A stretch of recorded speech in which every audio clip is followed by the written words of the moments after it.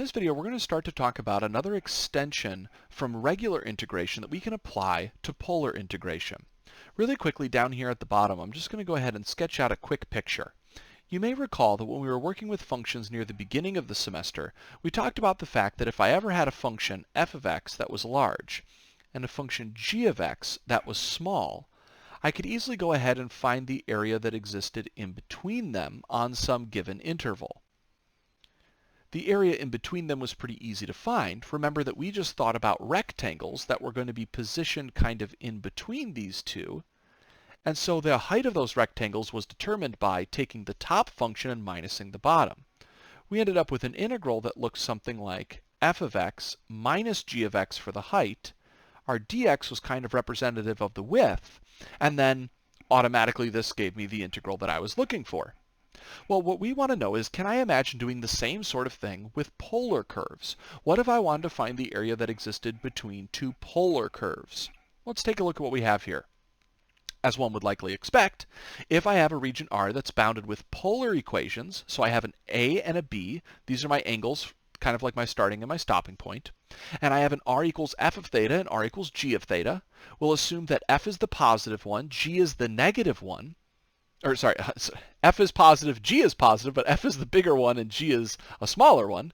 If it's the case that here I need to make sure that my angle of B is less than 2 pi units away from, or less than or equal to 2 pi units from A, that is, I don't want to go more than a full revolution around, then it's the case that if I want to find the area of R, which again existed between the curves, notice I'm going to use this formula. Now don't be alarmed by the formula. Notice if I took this 1/2 and I moved it back inside, I could distribute it to each one of these individual terms, which would really then just look like I had a 1/2 here and a 1/2 here. But this is then just the area that's enclosed by f and the area that's enclosed by g, and I'm just doing the subtraction. Just like what we see here. It's the area of f and the area of g, and they're just ultimately subtracted. So there's not really too big of a difference there, nor is there something super important to memorize. However, it is important to note here that, like for the reasons that we stated in the last video, we want our values of f and g to be positive.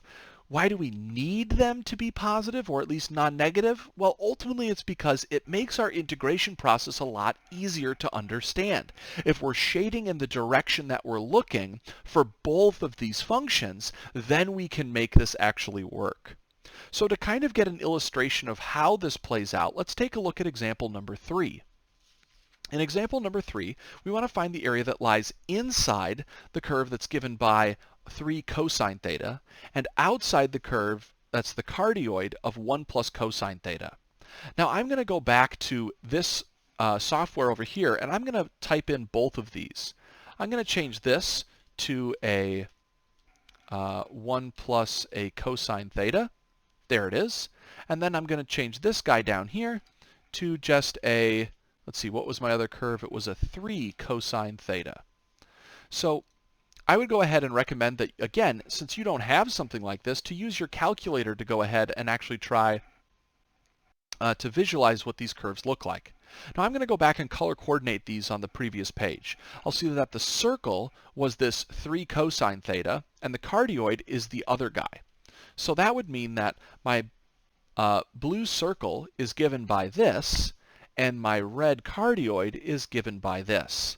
And I want the area that is inside the blue and outside the red. So if I was over here, notice that would mean that I want to be inside the blue. So I got to stay inside the blue circle, but I want to stay outside of this red piece. You might be able to tell that's kind of like this, going to be this region over here at the side. Unfortunately, I can't color it in here. But this region kind of would be like a crescent moon type of a shape. That's what I want the area of. Now, of course, if I want to find this area, the first thing I'm going to have to figure out is kind of where would I need to position my head? What directions would I have to be starting looking in and rotating through in order to stare at all of this crescent moon shape? Well, you might see that maybe for my value of A, I want to start by like staring down in this direction, down here, right? And for my b, I can kind of end when I'm staring in this direction. If I could rotate from this dashed line, staring this way, and rotate, rotate, rotate, rotate until I get to here, I think I would get everything that I need. Now we can see if this actually works by aligning our theta on top of this, and then going ahead and just clicking this animate button. And yeah, it looks like we're grabbing exactly what we need. As I rotate here, I'm grabbing all of the values that I'm interested in, and I'm just going to stop once I get to this top piece up here. So I need to find these A and B values. That is, I need to find those angles. And you'll notice something very important. These angles are the points of intersection for our two curves. So I'm going to go ahead and start by stating the following. We need to find the intersection points or values of theta where the intersections happen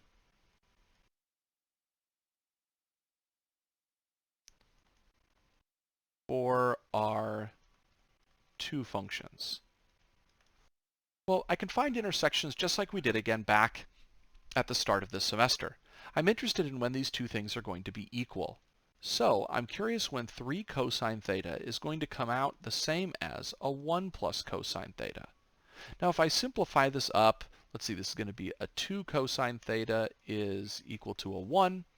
It's also the same as saying that a cosine of theta is going to be equal to a positive 1/2.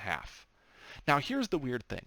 How many angles are there that actually make the cosine turn into a 1/2?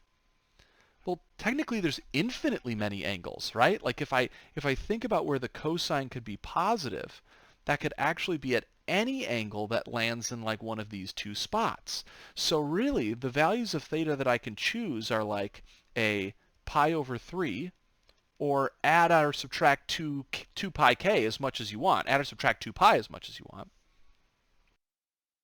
And I can also have, this would be 5 pi over 3 plus 2 pi k. Again here, I'm just going to have k is an integer. I got to subtract a full amount of 2 pi every time. So this here would represent the angles that might possibly make this work. Now I don't need all of these. I just have to find some that work. And I can then start to see what my bounds would be. So let's try to figure out a range of angles that's going to work here. How about we say, for the sake of argument, that the angle pi over 3 is just the one that we're going to select for this upper intersection point that occurred in our diagram up here. Let's suppose this is angle pi over 3.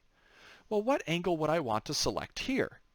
Notice it would be very bad for me to select the angle 5 pi over 3, because then when I think about rotating, I would actually have to rotate this way to go from pi over 3 to 5 pi over 3, and oh no, you can start to see the unbelievable mess that begins to occur as I do this. I start shading all over the place, and that's not what I want. So instead, if pi over 3 is going to be up here, I need an angle that's smaller than pi over 3, technically even smaller than 0, in order to be able to start down here. Well, actually then, to find this, I could use this little equation here.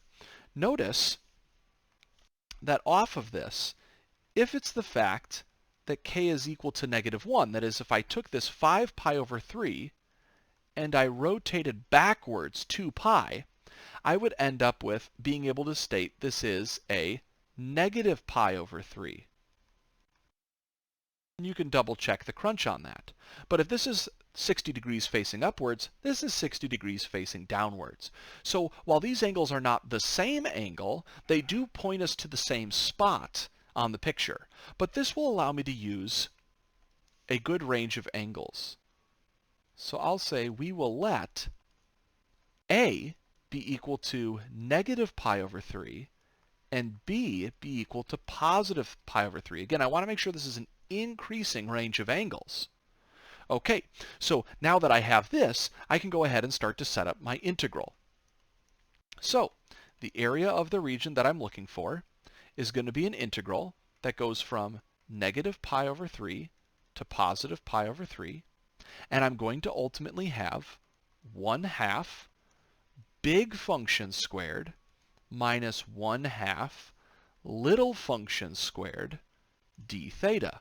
This is the basic structure. If you want to factor the 1/2 out, of course you're more than capable of doing so. Now I need to just figure out here which function is my large one and which is the small one. If I look back at the picture though, I'll see that as I look out in this direction, the function that's further away is always the blue function, and the one that's closer is the red. So blue here is big and red is small. So when I swap back, I can see that my blue function is the big function. So this is going to be my 3 cosine theta. And my other one then, which is my 1 plus cosine theta, that's my small function. So this here would represent an integral that could calculate the area of that region. Now I'm going to go ahead and actually just quickly specify that there's another way that I could have possibly done this.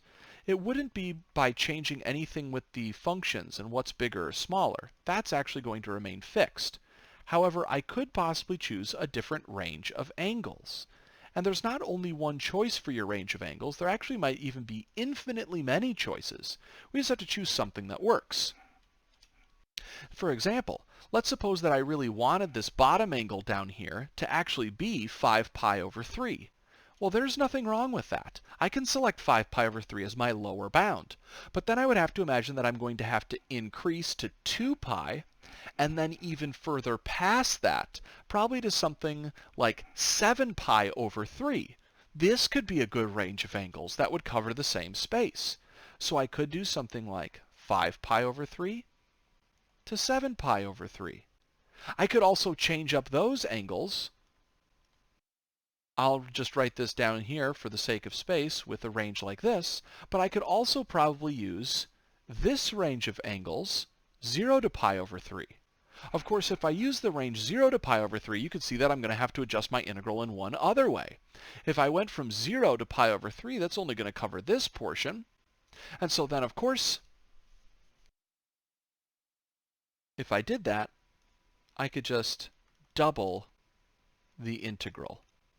So all of these are possible ways that I could approach this question, and at the end of the day, if you were to double check, and I'd encourage you to do so, I think you can arrive at the final area of pi. So this shows that areas between curves isn't hopefully too terribly complicated. It's not too tough to figure out which curve is the bigger one and the smaller one. It's really these bounds that we have to be careful with and where you'll have to spend the most time trying to practice.